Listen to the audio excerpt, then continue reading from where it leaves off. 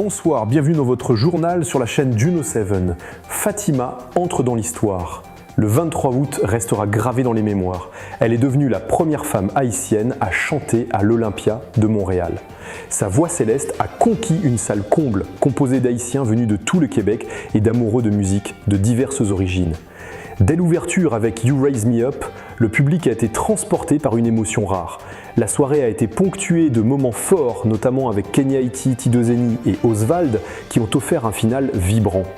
Derrière ce succès, une organisation millimétrée signée Abias Laguerre, Stéphanie Douillon, GS, et l'équipe Blackbird. Un moment de fierté haïtienne inoubliable. En Haïti, le ministère de l'Éducation a suspendu 15 agents de sécurité après la mort tragique de Wanderson Zami, tué d'une balle perdue lors d'une manifestation devant le MENFP. Leurs armes ont été remises aux autorités judiciaires. Âgé de 19 ans, ancien élève du collège canado-haïtien et passionné de basketball, Zami a reçu de nombreux hommages. Des jeunes influenceurs et citoyens ont organisé une marche à Delma 83 pour réclamer justice. En Haïti, une secousse sismique de magnitude 4,1 a été ressentie ce samedi matin à Léogâne, Petit-Goâve, Jacmel et même Port-au-Prince. L'épicentre a été localisé à 9 km au sud-est de Léogâne. Aucun dégât majeur n'a été signalé, mais les autorités appellent à la vigilance.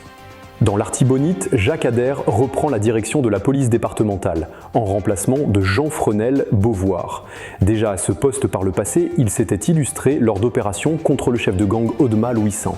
Son retour est perçu comme un signal fort face à l'insécurité. Sur le plan international, les États-Unis annoncent vouloir transformer la mission multinationale de soutien à la sécurité en Haïti pour la rendre plus efficace.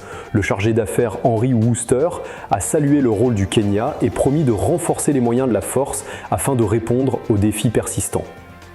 En Australie, un chirurgien de 28 ans, Ryan Shaw, fait face à près de 500 chefs d'accusation pour avoir filmé clandestinement 460 femmes dans les toilettes de plusieurs hôpitaux de Melbourne. Des milliers de vidéos ont été saisies. Libéré sous caution, il risque une lourde peine de prison et une expulsion. Enfin, le drame de Zami Wanderson relance le débat sur les nominations bloquées des jeunes enseignants. Après Grégory Saint-Hilaire en 2020, ce nouveau drame souligne les failles d'un système qui ne respecte pas ses engagements envers les diplômés des écoles normales et les jeunes enseignants en attente de nomination. Merci d'avoir été des nôtres, rendez-vous dans quelques heures pour une nouvelle édition.